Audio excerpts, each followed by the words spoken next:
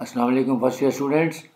आज हम chapter number 13 start करने जा रहे हैं। इससे पहले चैप्टर नंबर 9, 10 और 12 मैंने करवा दिया था और वो मैंने बोर्ड के ऊपर लेक्चर्स में थे।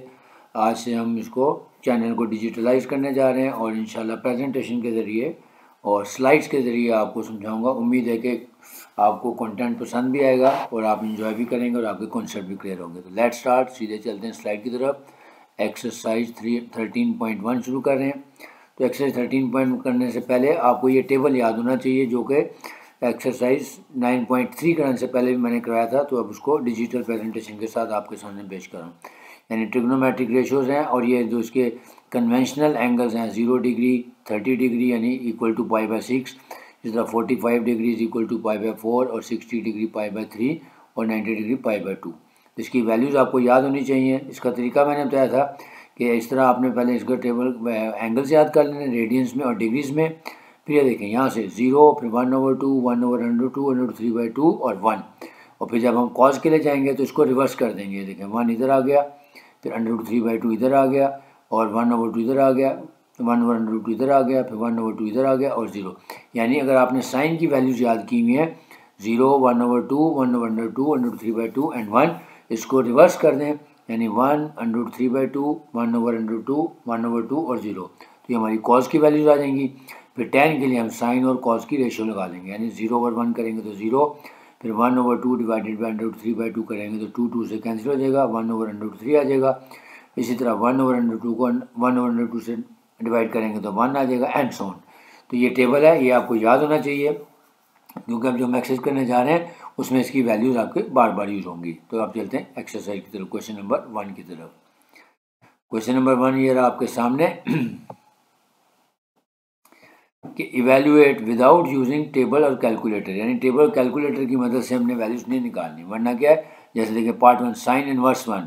तो अगर तो हमें कैलकुलेटर अलाउड होता तो हम लिखते शिफ्ट साइन और ब्रैकेट में 1 डालते तो उसका आंसर आ जाता। तो उसको एक प्रोसेस के जरिए हमने सॉल्व करके दिखाना है। तो प्रोसेस क्या है ये देखें। पहला पार्ट नंबर साइन इनवर्स 1 और ये part number 2 sign inverse of -1। तो हम क्या करेंगे, इसको साइन इनवर्स को लेट करेंगे कि let this function is equal to y, यानी let y is equal to sine inverse of 1 और y is equal to sine inverse of -1। अब ये साइन इनवर्स की वैल्यू इधर आ जाएगी तो इधर आके ये साइन y हो जाएगा। सिमिलरली ये भी साइन y हो जाएगा, तो यहाँ पे आ जाएगा sine y is equal to 1 और यहाँ पे आ गया sine y is equal to -1। अब हमने ये देखना है कि y की जगह यानी कौन सा एंगल होगा जहाँ पे साइन की डिग्री 1 होती है।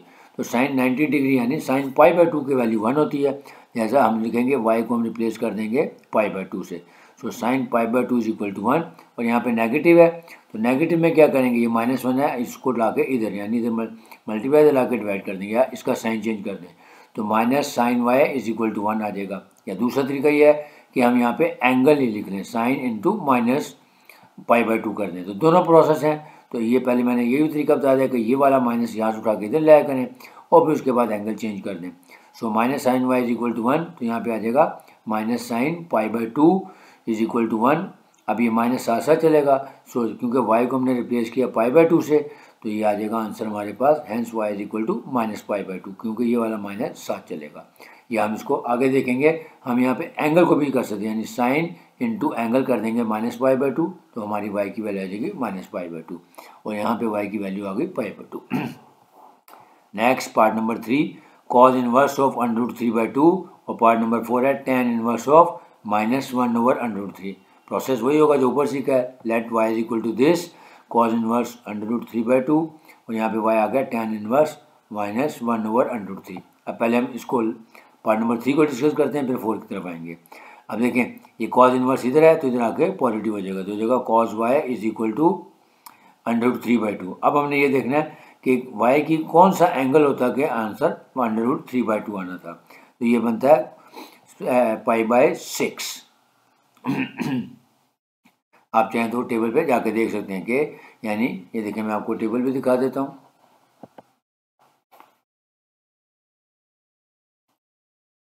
यहाँ पे देखें कि √3/2 वैल्यू है हमारे पास कॉज की, cos y is equal to √3/2। तो हम देखेंगे कि कॉज में √3/2 की वैल्यू कहाँ पे आ रही है। ये देखें ये कॉज है और ये √3/2 आ रहा है, इसका मतलब है कॉज 30 डिग्री यानी π/6 पे √3/2 होता है। तो इस तरह से आपने ये वैल्यूज़ वहाँ पे प्लेस करनी है। तो चलते हैं दोबारा स्लाइड की तरफ।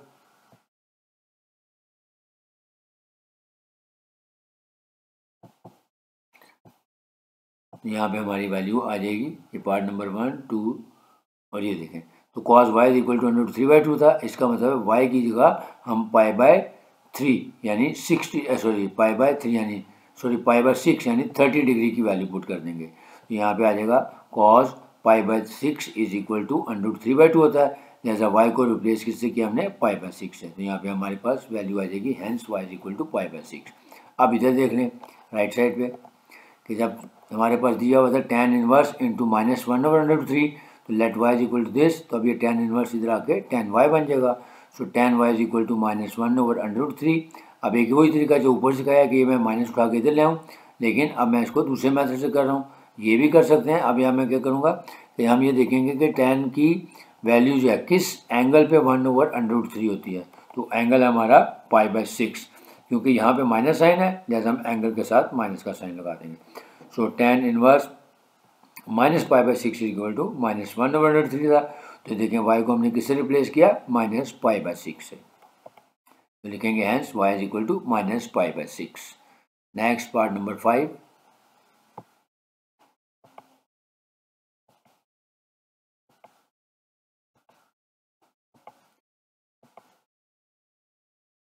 पार्ट नंबर 5 cos इनवर्स 1/2 और पार्ट नंबर 6 में tan इनवर्स 1/√3।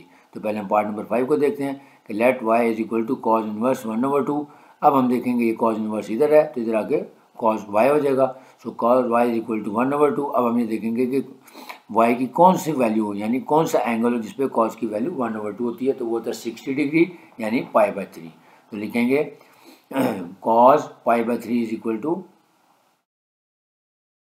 1। ये साइन मैंने लिख दिया है, सॉरी ये साइन नहीं, यहाँ पे कॉज आना है, इसको ठीक कर देता हूँ।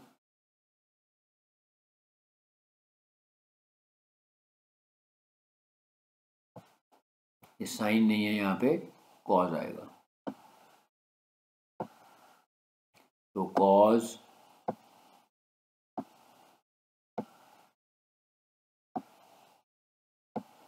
π/3 इज इक्वल टू 1। तो देखें अब y को हमने रिप्लेस किया π/3 से, तो ज़्यादा लिखेंगे hence y is equal to π/3। अब आज पार्ट नंबर 6 की तरफ देखते हैं। Let y is equal to tan inverse into 1/√3। अब देखेंगे tan इनवर्स इधर आके पॉजिटिव हो जाएगा, तो जगह tan y is equal to 1/√3। अब हम देखेंगे कि y का यानी कौन सा एंगल आएगा जिस पे वैल्यू 1/√3 होती है, तो वो है π/3 यानी 60 डिग्री पे। तो हमने y को π/3 से रिप्लेस किया, तो लिखेंगे hence y is equal to π/6। Next part number 7 cos inverse into -1 और पार्ट नंबर 8 है कोसिकेंट इनवर्स इंटू 2/√3। तो पहले हम पार्ट नंबर 7 को देख लेते हैं।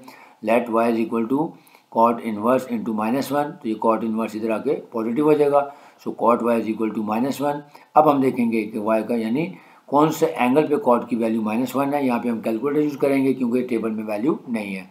जब हम साइंटिफिक कैलकुलेटर से वैल्यू निकालेंगे, cot इनवर्स ऑफ -1 करेंगे तो आंसर आ रहा है 135 डिग्री। तो उसको रेडियन में कन्वर्ट कर लेंगे, तो 135 डिग्री होता है 3/4 pi. So y is equal to 3/4 pi आ जाएगा, या 3 π/4। Part number 8 cosecant inverse 2/√3। तो अब इसको लिखेंगे let y is equal to this. अब ये कोसिकेंट इनवर्स इधर आ जाएगा, तो cosecant y is equal to 2/√3। अब जो कोसिकेंट, अब यहाँ पे देखेंगे y की जगह यानी कौन से एंगल पे 2/√3 होती है। अब यहाँ पे एक मसला आएगा, कोसिकेंट की वैल्यू तो हमें नहीं पता, तो हम टेबल में जाएंगे। कोसिकेंट क्योंकि साइन का रेसिप्रोकल होता है, तो साइन जो है वो 60 डिग्री के ऊपर 2√3/2 होता है, तो उसका रेसिप्रोकल है। इसका मतलब है यहाँ पे एंगल हमारे पास आ जाएगा 60 डिग्री यानी π/3। सो y इज इक्वल टू π/3, यानी क्योंकि π/3 60 डिग्री पे वैल्यू इसकी 2/√3 था। तो ये था क्वेश्चन नंबर 1। उम्मीद है आप लोगों को समझ आया होगा। चैप्टर नंबर 13 की एक्सरसाइज 13.1 के हमने पहले 8 पार्ट्स किए हैं, एक पार्ट रह गया 9वां शायद, क्योंकि मैं अब टाइम नहीं है, तो आप वो खुद भी कर सकते हैं इसी प्रोसेस के तहत कि सबसे पहले इसको लेट करें, और लेट करने के बाद फिर आपने देखना है कि किस एंगल पे वो वैल्यू बनती है, वो वाला एंगल ढूंढ के निकाल देना है, तो ये हमारा आंसर आ जाएगा।